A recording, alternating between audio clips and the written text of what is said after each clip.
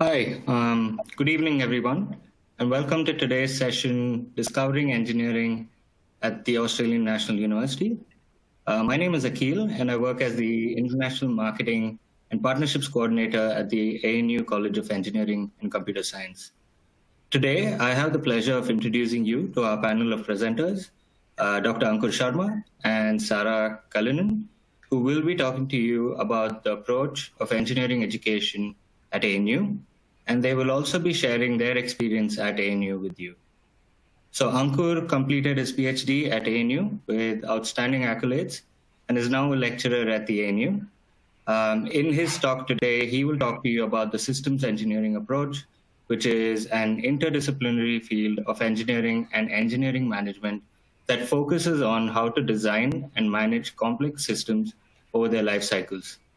Ankur will also touch upon his innovative flip style of teaching implemented at ANU. Sarah, who is in her fifth year of engineering and her business double degree, will then talk about her experience as an ANU student that includes a focus on her motivation to study engineering, a major, a scholarship, and opportunities at ANU, among other things. In terms of basic housekeeping, please feel free to send through your questions in the Q&A tab on your screen. I will bring up your questions for discussion towards the end of the session. Also, make sure to check out some of our resource links on the right of your page. You might find this useful in understanding some of our key offerings. Please also note that this session is recorded, so if there's any interruptions or if you're disconnected, please note you can always view the webinar on demand through our college website. And now, without further ado, I'd like to hand over to Ankur to begin the session. Ankur? Cool. Thank you, Akil. Hello, everyone. Thanks, Akil, for such a nice introduction. I'll just flip through the slide and move to my version of the slides. I have been at ANU for close to 5 years now, and I've taught in whatever capacity pretty much each of the semesters of those 5 years that I've been at ANU. So I've had a long experience of teaching engineering at ANU. And I think what I'm going to talk about today is going to be based on that experience because I think it is very unique. The kind of engineering style of education that we have at ANU is something that I find very unique. And I have been to many universities around the world which teach engineering, which are really good at teaching engineering, but ANU has something unique to offer, which is called the systems engineering approach. And that makes it so much more different and so much more valuable for the industry that our students come with this style of education. So I'm going to touch on that. I'm going to give you the why as to why I think that this style of teaching engineering is so much more important and so much unique in today's world, especially when we are going through a pandemic right now. What are the skill sets that future graduates would require, and how we at ANU are working towards to make sure that our students have that skill set, which will make them employable, which will make them good engineers of the future. And those are the things I'm going to talk about. Feel free to come in with your question and answers at any point. And what I'm going to try and give you today after this session, and I'm going to take about like 25 to 30 minutes. So I'm sorry if I bore you with that, but I think what I'll try and give you today before you leave this session is a thought. I want to have that thought process in your heads that why do we need to do engineering? Is engineering really useful for my career? When I say engineering, I mean both engineering and computer science. So I'm going to use those words interchangeably, so don't get me wrong at any stage. And will engineering be the right step for me in my career, and will it make me employable in the future? Will it give me the right set of skills and the tools that I need for myself to be, relevant in the future? So if you can go back with that thought process after listening to my talk today, I think I'll be more than happy. So this is not a lecture. This is not something that I'll come in and say and tell you that this is what we do, this is what we do, and this is what you will get. No, this is a conversation. I want to instigate a thought process in your head. I want to instigate a sort of conversation in your head where you go back and start thinking about, oh, is engineering really the thing for me? And it doesn't have to be whether you do engineering at ANU or other universities. But after this session, if you go back with a thought process that, hey, is engineering really the right degree for me? Then I think I would have succeeded in today's objective. So without that, without a further ado, so I call my session Reimagining the Engineers of the Future. So up until now, engineers have had very stereotypical roles. Everybody knows what an engineer does, what modern engineer looks like. But what will the engineers of the future look like? Let's say in 2030, 2035, 2025, even 5 years from now. What are going to be the role of engineers, and will they be able to, meet the demands that the world has? The world is a very dynamic state right now. A lot of changes happening around us. So what are the key qualities that an engineer should have? That's the question I'm asking you today to think about. And the only way to think about that is taking on the global challenges. Right now, the best thing any professional can do is if they can contribute towards solving a global challenge. And you can do it in a lot of ways. If you're a frontline worker, you're a health practitioner, you're a doctor, you're contributing that way. If you're a social volunteer, if you're working with social organizations, helping people on the ground, you're helping that way. But what I'm talking about today is how you can solve global challenges being an engineer, or doing the right thing the engineering way. So how engineers contribute to solving global challenges. And the reason I have chosen this topic is very simple. Because your employability, your ability to get a job, your ability to be successful in an organization will depend on only and only one thing, which is if you are a good problem solver. Can you identify problems? And then as an engineer, can you solve them? And the biggest problems are the ones which are at a global stage. So we're going to look at global problems, and I'm going to talk about how engineers can actually contribute to solving global problems. So let's start. So why do I say that engineers need to be different from what they have been so far? Why would the engineers of the future be different from what they are today?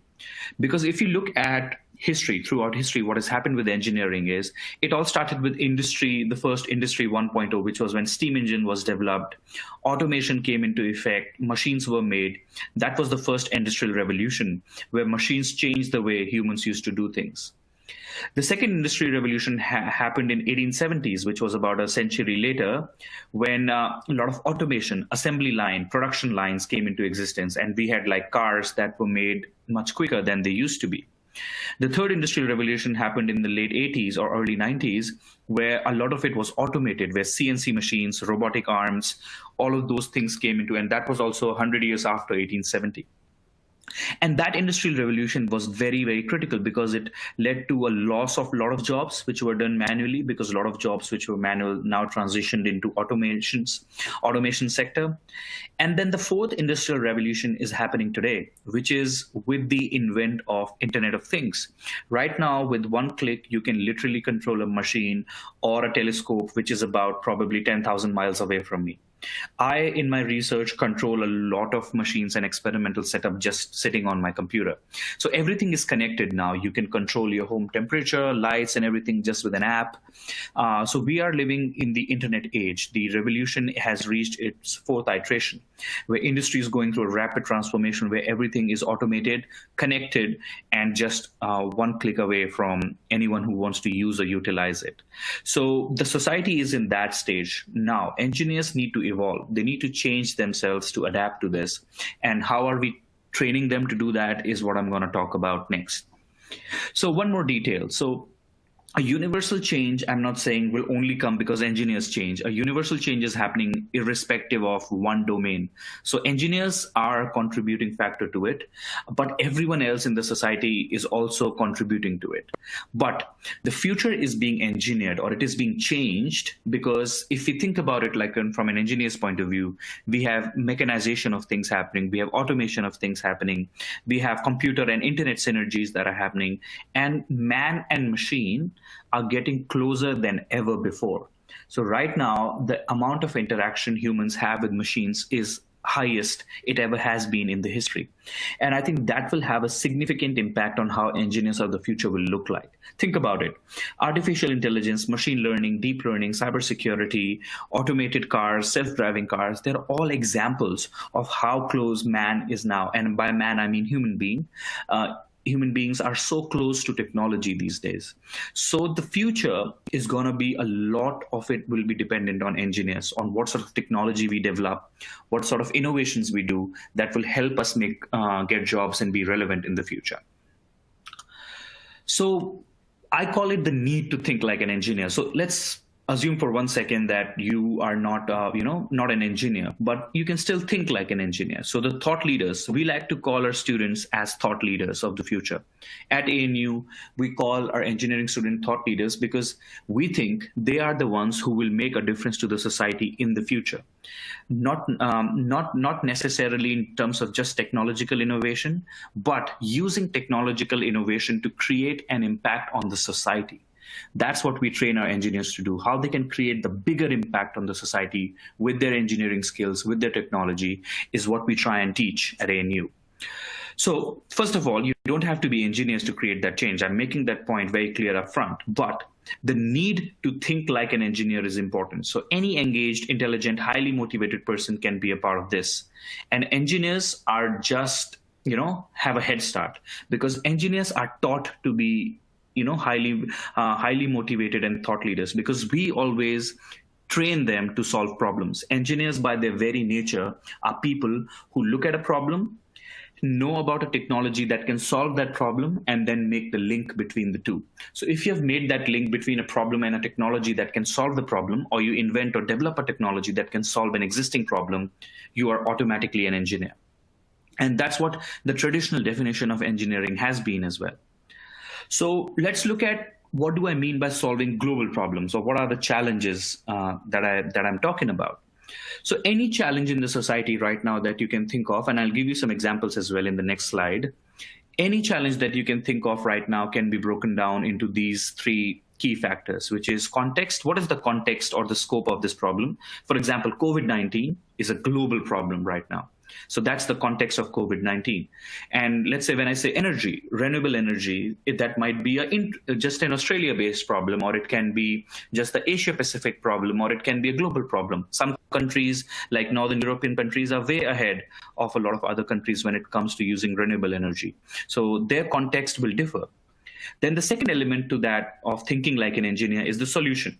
So once you have known the context or the scope of the problem, then you start thinking about the solution to the issue. Okay, what are the technologies that I know? What are the tools at my disposal that can help me solve this problem? Then you start looking at those things. And the third, as I said, is the bridge, which is the implementation of the solution. So once you know about the solution, you know about the problem, you try to implement your solution so that it starts to impact the problem and start solving it. But a question here actually is, out of these three stages, which one do you guys think is the hardest? And you can put in your answers real quickly in the chat box if you want to. I'll give you a minute or so that I can have some sense of understanding of what all the participants feel like. So out of these three steps, my question is, which one do you think is the hardest? I'll give you another minute or so that you can put your answers into the chat box. Or the question and answer box, sorry.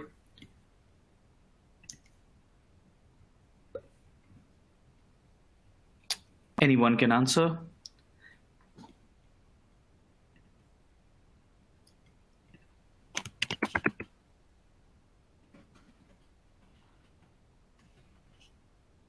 Cool. I think, so let me just move on in the interest of time. I think the biggest challenge, or the hardest one, is context. If you can identify the scope of a problem, then I think you will have a lot easier job.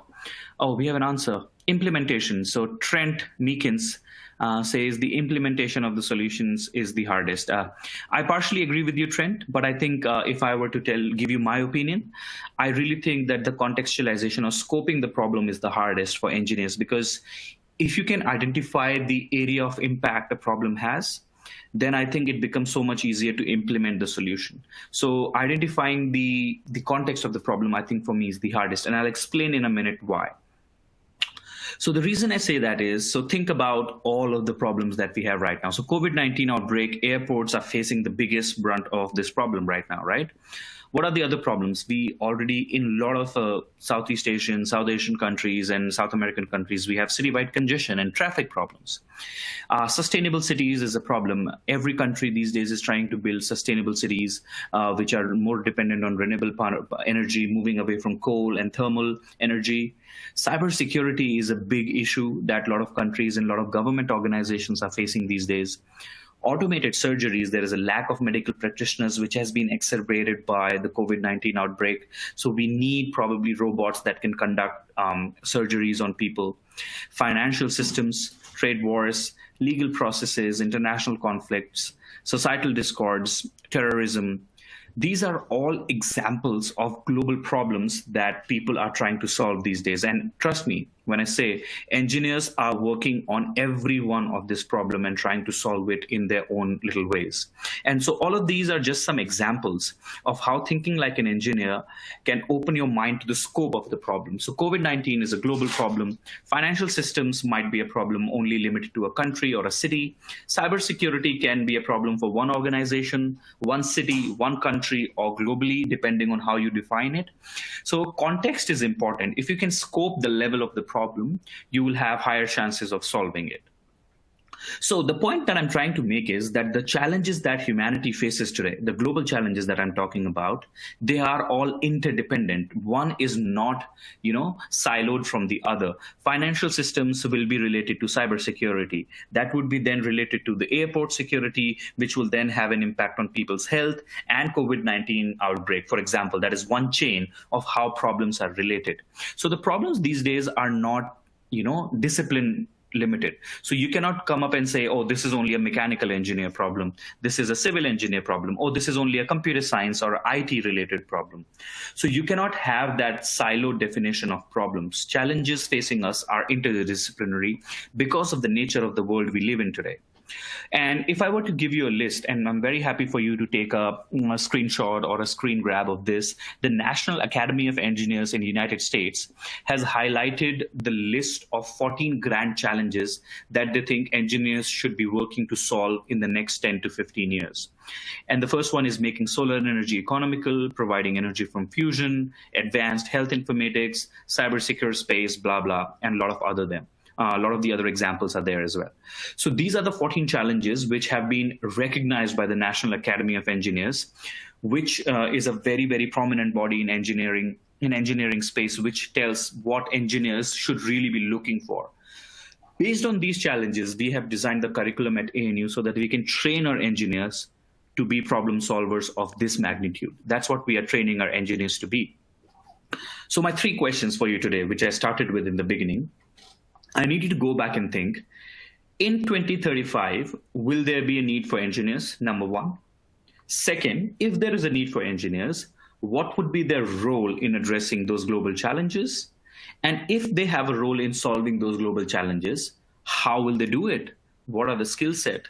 What are the skills? What are the tools they would require to solve those global challenges? So these are the 3 questions I really want all of you to ask yourselves today after this session.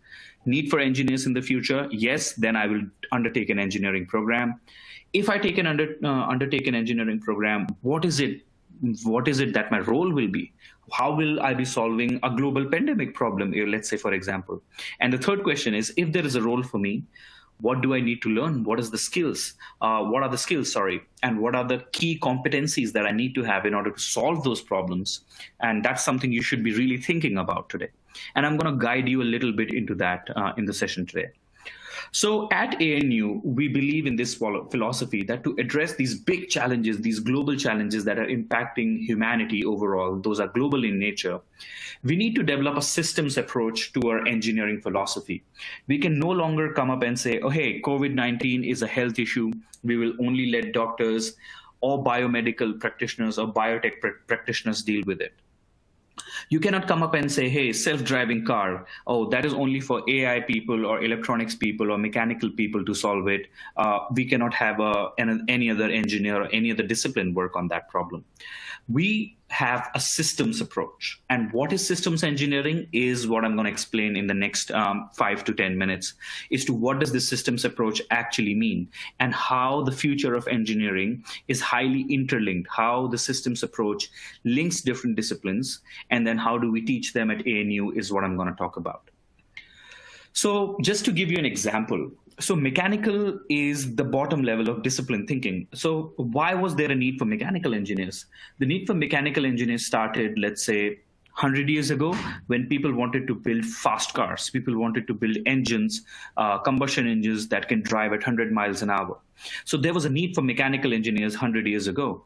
So mechanical engineering is the discipline level of thinking.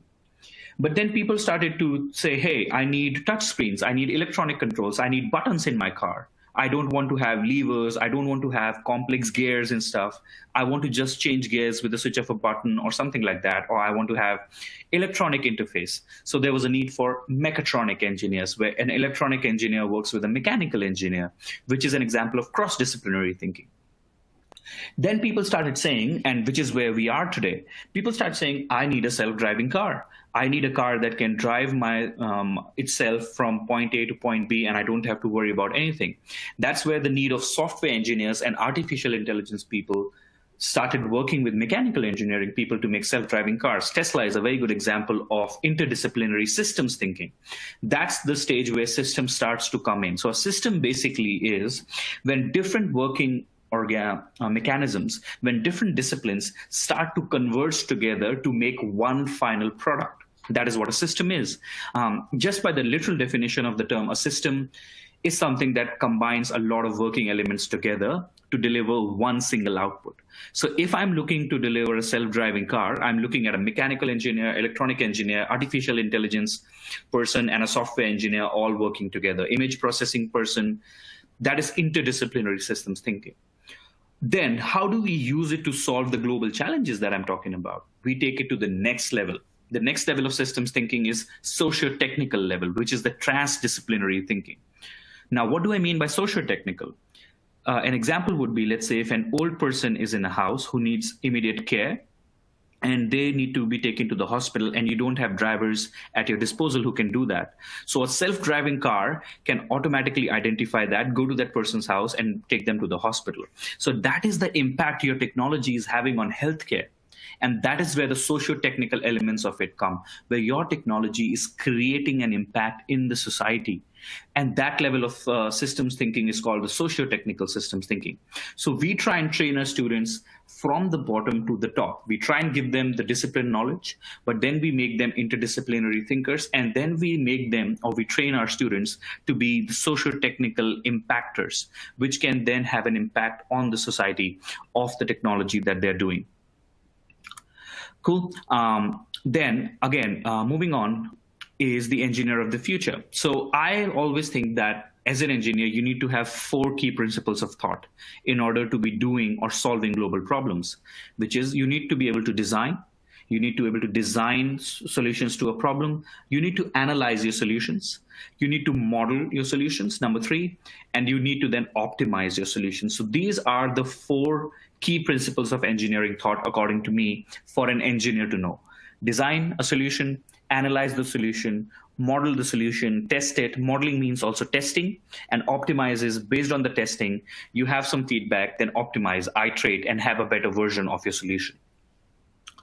So traditional engineer to a new engineer. So a traditional engineer would look like solving one problem that is given to them, whereas what we are trying to train new engineers is something who can look at problems holistically, who can look at a problem from a transdisciplinary or a cross-disciplinary point of view, and then using the systems approach, they can start to deliver solutions based on the systems engineering approach by combining different elements together. And we do that at ANU by giving you education that is systems oriented. All of our programs at ANU are called systems major. So if you graduate in a mechanical and materials engineering systems major, you will graduate in a renewable energy systems major, or let's say, for example, a biomedical systems major. So all of our discipline in engineering and computer science are oriented around systems style of thinking. And how do we do that? So I think there are 3 key roles of an educator, which is me. So I'm going to talk about, as an educator, as your professor, as your lecturer, what is my role in making sure that you have the best quality of education that will make you ready for 2035. And there are 3 elements to it again. The educator, which is me, The delivery mode is how do I teach you the course? So we don't teach in like simple lectures or just quizzes or assignments. They are very different. And the third is the educational program, which I just talked about, which is the systems engineering approach to our engineering program. So we have three elements to it, and I'm going to explain just very quickly on what these three elements mean. So we believe that an educator, which is me, let's say, or people like me, the faculty at ANU, they should be experts in their field. So for example, I am an expert in nanomaterials and nanotechnology and quantum physics and photonics. That was my PhD. So I teach a lot of courses related to nanomaterial systems and biomedical systems, which is my area of expertise. I must be interactive and empathetic. So I must be really interactive with the students to understand that these are the skill sets they need to learn from ANU, and I should be interacting with them. And I should be able to offer you something that you can't get from anywhere else. And I always take pride in being at ANU, that at ANU, this system style of engineering is so unique in the world. Not many people can teach it. So we are offering something that you can't get anywhere else and must be a lifelong learner themselves. So I am a student myself. For example, I still do my research in my lab. I do my experiments. I learn about new topics, and then I come and discuss them with my students in the lecture the next day. Then the delivery mode, how do I teach my course? So we don't have a very traditional lecture style of teaching. There would be some lectures, some tutorials, but what we try to teach the students is through what we call the flipped mode, where we try to use innovative styles of teaching, which are not just based on lecture or oral delivery. We will have industry projects. We will have projects based on case studies. We will have guest lectures from people coming from industry or practicing engineers. And then we try to create a content versus the context. So we are not only teaching you, let's say, for example, artificial intelligence or machine learning or mechanical engineering. We teach those topics with a context that this is where you can apply this knowledge. So application of that knowledge is very important. So some of you might have heard the term called project-based learning. So we always give you an avenue or an opportunity to apply your knowledge onto something as well. And that is done through innovative room layouts. So if you're on campus, we have dedicated learning areas. We're still building some new dedicated learning areas. We have dedicated labs where you can use SolidWorks, ANSYS, a lot of other simulation softwares. The campus in itself is designed in a way that offers that learning experience, which is very different to what you will find anywhere else. So I'm going to talk about the flipped delivery mode, which I was just talking to. So you get an opportunity to work with real industrial clients. And the presenter after me, Sarah, she will talk about her experiences of working in the Capstone program as well. So Capstone program is a compulsory program that all our engineering students do at ANU, which is done in your final year. And in that program, you work with an actual industry partner on a real life project. And that program is convened by me, where you have to solve a problem that industry partner needs to solve. So you're not working as a student, you're working as a real engineer on a real project where you get to apply all the engineering knowledge that you have learned in your engineering program so far. And in the end, as you can see in the image, you end up building prototypes, you end up building actual products that industry partners then go and use for their benefit. So that is the flipped delivery, where I don't teach you the content, I give you a problem to solve. And then my job as a lecturer is to help you or to support you solve that problem using engineering methods, engineering knowledge, and engineering modules, which I then teach you throughout the semester. And that is called a flipped mode of delivery, where we flip how you learn engineering. So we try and teach engineering through application-based, where we give you a problem to solve, and then we help you solve that problem with engineering knowledge. So that is the flipped style of delivery. So one thing that is very, very pivotal, central to an education program, is that the students who graduate from ANU, they should have the right skills, attributes, and knowledge to become lifelong learners, solvers, and influencers. And by influencers, I don't mean Instagram influencers. I mean people who can influence the world problems, who can impact global challenges, who can solve global challenges. And all of our programs are designed in a way to give you those attributes and skills that will help you be solvers and, influencers in your respective areas. And we are not alone in our thinking. Just to give you an example of how of how this systems engineering approach, it has been recommended by ACED, which is the Australian Centre of Engineering Deans, the Futures Engineer 2035 report. And MIT Engineering also published a report in 2018, which talks about the importance of systems engineering for the engineers of the future. So all of this new style of engineering is future focused. We want our students to be employable in the future. We want them to be influential in the future. We want them to create an impact in the world when they graduate from the university. So all of these things are a part of our approach to make our thought leaders, our students, influential in the world when they graduate from the university. And we have been able to do that through the ANU REIMAGINE project, which is about a $350 million investment that the university has made in CECS, which is the College of Engineering and Computer Science. And that will lead to expansion of new schools that are being created, new research facilities, new education, new style of people who are now, like me, who are now part of the system. And we are trying to create this. So the university has set out a very clear goal that we want our engineering students to look into the future. And that money, which is there, actually just solidifies our intent that we want to go out and train our students to be the thought leaders of the future. And people like me, people like Sarah, they are all part of the same thought process, who are, trying to be impactful in the society, trying to be relevant, trying to gain the right skill set so that you are relevant or employable in the society, in the industry. So we have already launched the REIMAGINE project. Over the next 5 years, we are looking at developing a stronger community, transformative educational experiences, high impact research. You can always be a part of research within your undergraduate or your master's program as well. And we are building, as I said, world-class infrastructure and those flipped style of teaching classrooms on campus to help support our students. I will now hand it over to Sarah, and very happy to answer any questions if you guys have at the end of the session. Thank you. Nope. Hello? No? Okay. Yep, now it's good. Oh, okay. Yep. All right, sorry. Yeah, anyway, so 5th year Bachelor of Engineering, majoring in mechanical and materials, and I'm a business administration student as well. Originally from Yeppoon, which is in central Queensland, and I lived at Bergman College, which is a catered college on campus, for 3 years, and I've now lived off campus for 2 years, nearby ANU.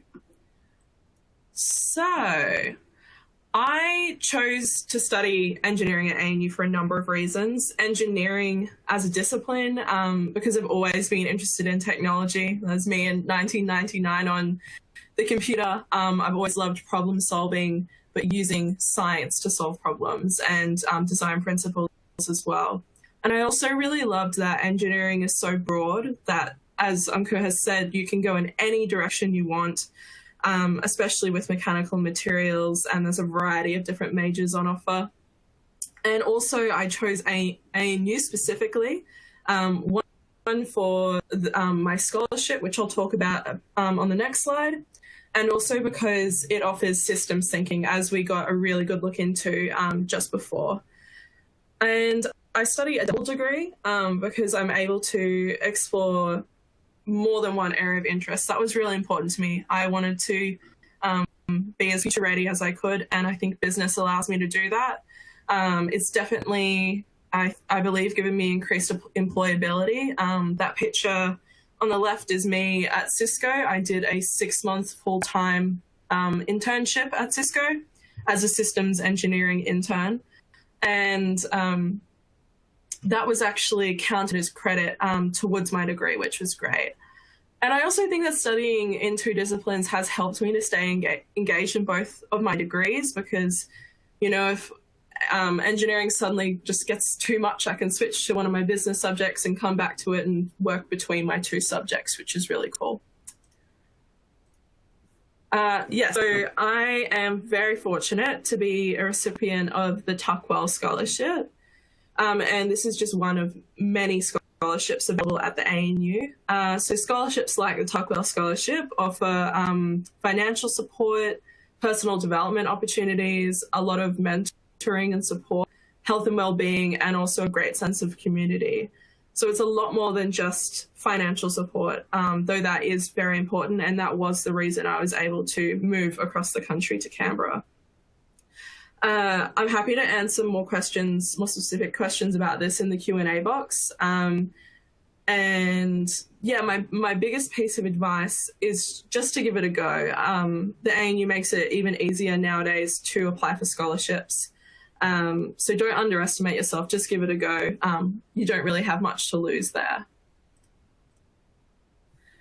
Okay, so I guess I would say it's my passion, is humanitarian engineering. And I don't think I would have been able to get as involved as I have if I wasn't at ANU. ANU is really great for humanitarian engineering. So my definition of humanitarian engineering is it's an application of engineering knowledge to assist the needs of communities. So whether that's a developing community or your community right here or wherever you are located. It also is an application of human-centered design, which it has a lot of systems thinking involved with it. I usually think of it mainly as you're working with people rather than for them, and you're basing your solution on their strengths and as well as their diverse needs. And humanitarian engineering, I've found through my work, has been relevant in many contexts, not just these humanitarian contexts, also when I was in a corporate workplace at Cisco. And so in the red box there, I've got a list of the ways that you can engage in learning about humanitarian engineering at ANU. There's actually a humanitarian engineering minor offered. There's the Engineering 3013 course, which looks at humanitarian engineering design thinking. There are a few thesis topics on offer from Engineers Without Borders, and I'll talk about Engineers Without Borders later because I'm involved with that. Speaking of which, there's the design summits run by EWB. There's the National Academy of Engineers Grand Challenge Scholars Program. So Anka talked a bit about the GCSP and NAE, and this is a program that's available for students to get some extra recognition for their work. There's also Unbound trips overseas, and as I said, the EWB chapter, which I think I'll talk about on, this next slide. So Engineers Without Borders is something that's very important to me and takes up a lot of my life, but I love it. So I've been the ACT chapter president for the last 1.5 years, and I've been involved since 2017. And I started to get involved because I was lucky enough to go on a design summit trip to Cambodia in 2017 in January. And this was just after my first year of university. That was an amazing experience, like fresh into university to be able to do that. And it really developed my passion for engineering. Through Engineers Without Borders, I've been able to go and on trips around Australia and meet lots of different people and have done lots of workshops in schools around the ACT about humanitarian engineering, which one gives me a way to give back to my community, but has also developed my skills like public speaking and just teaching about engineering as well. And I just wanted to touch on how it is being a woman in engineering, especially at ANU. I have found it to be amazing here at ANU. There's a really good split. I don't know the exact statistics, but there's a really good split. You never feel like you're the only woman in the room usually. And there's just a very inclusive culture in KEX, and KEX really puts in a lot of to build that culture. And one particular organization that we have at ANU is called 50/50. I was a member of that for a couple of years, and 50/50 works to promote gender equity in STEM, and that we get all people involved with us. There's mentoring programs and other opportunities as well. And through 50/50, and just being a woman in engineering at KEX, I've had opportunities like She Leads conferences in Canberra, and also the Hopper Down Under conference, which was in Brisbane, which KEX flew me up to, and some other students as well, which was really awesome. So this is just my last slide. I wanted to touch on some things, more things that I've been able to do as a result of studying engineering at ANU. So just a little fun one at the top. I was able to co-host the Australian Computer Sciences Big Day In event at ANU, which some of may have attended or heard of. That was really fun, and we learned a lot. Just in my time, I play soccer with the ANU Women's Football Club. Hopefully that's still going on again next semester. One of my favorite experience I've ever had in my life was I got to go to Arizona in the USA for the Grand Challenge Scholars Program. There was a course over there about sustainability and entrepreneurship. That was just amazing. It was 3 weeks over at Arizona State University, and I learned so much about design thinking, about applying systems engineering, and also entrepreneurship. So I got to incorporate my business learning as well. And that was completely supported by KEX as well, which was just phenomenal.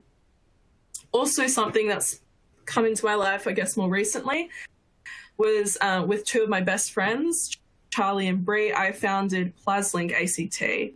And I could talk about it for ages, but PlasLink is it's a small cooperative based at the ANU, focusing on recycling small plastics. So mostly bottle caps that we get from an amazing initiative called Lids for Kids, which you may have heard of. And so linked to that, I think Anka mentioned it, I was able to participate in the Capstone project course, of which he is the lecturer and convener. And so I was sort of my own client for that, but I got to experience what it was like to work for a client. We worked with Lids for Kids as well, and we ended up developing prototypes and designs that we hope to produce once campus opens back up in the near future. But yeah, that's me. Please send your questions into the Q&A box if you have any, if you want further details, or I can answer any of your questions. Thank you.